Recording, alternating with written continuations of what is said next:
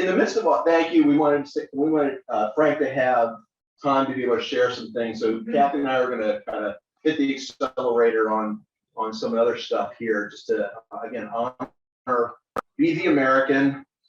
I try to every now and then, and respect the time here. But as we did go 3 times to Pachwa and train, and you get an idea of what was happening there during the pandemic. I also was able to go to another place in Uganda with a different brother named Asa in a place called Jinja, and we did some initials, a very short trip. That was one that in our prayer letters that we send out, I mentioned that's a guy who is a friend of Frank's and mine, who was in his last days, and he asked if we could go and train this particular group of people.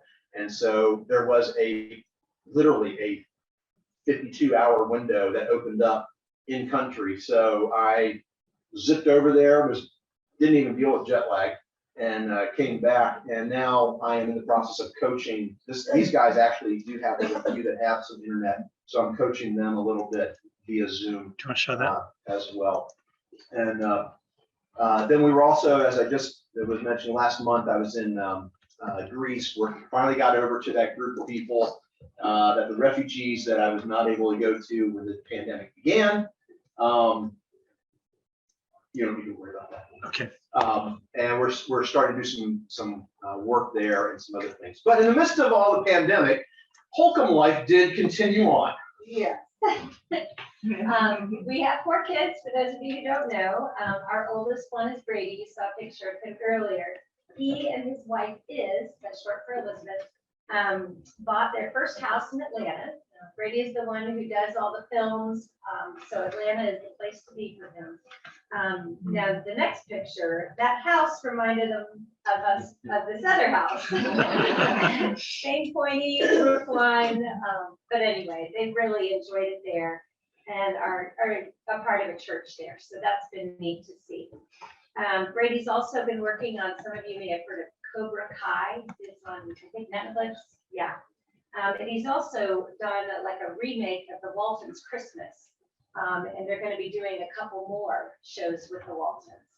Newer cast members, but anyway. So that's Brady. Our twin girls, Carrie and Megan, this past spring, so not quite a year ago, they both graduated. Carrie graduated from Boston at 2 in the afternoon. Then the next morning at 8 o'clock in Virginia, we were at Megan's graduation. And so, yeah, she definitely graduated and we made it in time. And she had to do it in her own way. You want me to show the next picture? She had to do it barefoot. So that's our daughter. Made the official Virginia Tech graduation website with bare feet. Yeah. So we'll stick with Megan right now. The next picture, she had knee surgery about a year ago and is still working through some of the long-term issues related with that. But she's been in Montana, so she's our Montana girl. Really enjoys that area. Meanwhile, her sister, I don't have a picture for Carrie, but she was working at the college that she had gone to, Borden College. She had been working at that college in the admissions office for a while. But now Carrie is in Atlanta with Brady trying to figure out her next step. Hopefully the next thing she does will allow her to be able to use that creative, artistic side of her personality. Let's see, this last summer, we had some transitions as well. Tim's mom had been in Auburn, Alabama, and so she ended up deciding to move back here to Williamsburg. So we were helping with that transition, and she'd be at our house for a while, and then she'd be back in Auburn, and it just kind of went back and forth. But she finally found her place in the fall and got to move in there. So that was a transition for everybody. And then the next picture should be Ryan. Yes, Ryan graduated from high school and then went to Virginia Tech. He's there this year, and he's studying theater and criminology. That's right. But he has just recently, like in the past week, decided to do a gap year. And so he is going to be for spring break and the summer, and then some after that, be down in Atlanta with Grady. So I think Grady's house has become a hotel for everybody to go visit. But he's going to see if he can get in some opportunities there for acting, whether it's movies, TV shows, whatever. He's got a connection with some people that can kind of help him rub shoulders with others. So we're going to follow him with that. Real quick about Tim and me. Tim, bless his heart, had 3 surgeries since last summer with Left my kidneys. kidney stones. So that's behind us now, and thank goodness. I was trying to get this basement area pretty much livable and painted and all. Another thing I've done is just been connecting with people over coffee. Some believers, some are not believers, but just being there with them, listening and looking for opportunities to share truth and to just follow God's lead in that relationship.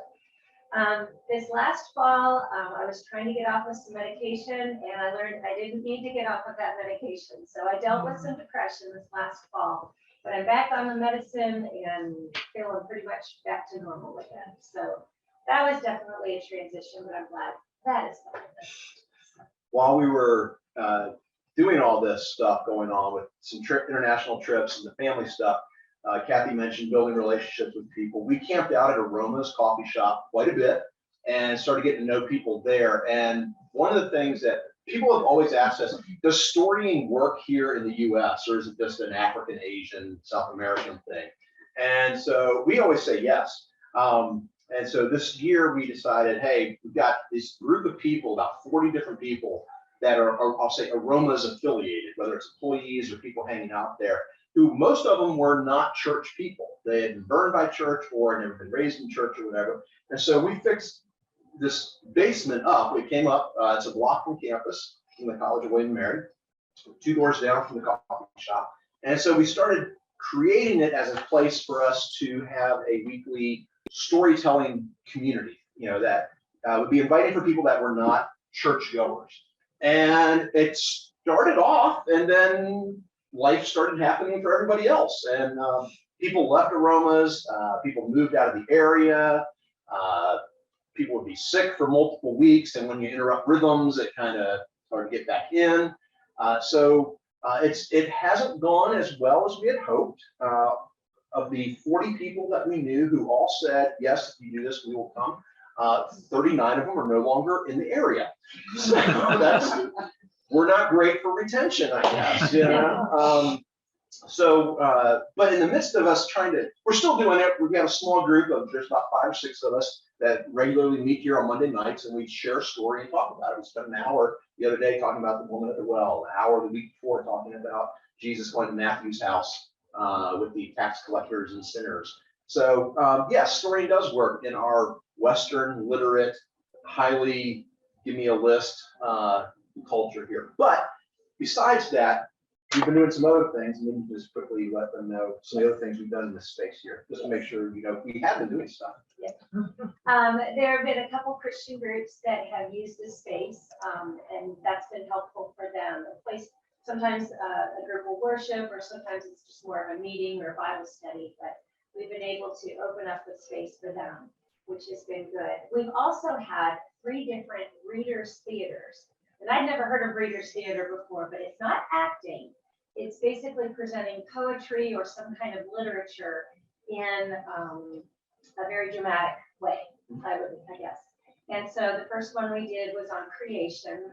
We have a friend who kind of knew how to organize all that. So we leaned on Renee heavily, yes. So the first time was creation. Then we did another one, which I don't remember. And then the third one was Christmas. And so we did an excerpt from Scrooge, Christmas Carol, yes. And we had peanuts, and we had some poems that really talked about the meaning of Christmas. So we had some attendance to that, but again, plans just didn't work for everybody. And then one thing that we tried just for the heck of it was last December, students at William and Mary across the street had finals coming up. And so we decided, let's open up this space so they have a quiet place to study. And there are two rooms. You can't really see for those of you who are on Zoom, but there's a room with tables and chairs, coffee, tea, snacks. And then there's this room with comfortable chairs and couches. And we've had anywhere from 6 people come at a night. One night we had over 30 people come. And the main thing has been, gosh, thank you. I can't believe you guys are doing this. This has been a dream for us. I got so much done. So that's some of how we use this.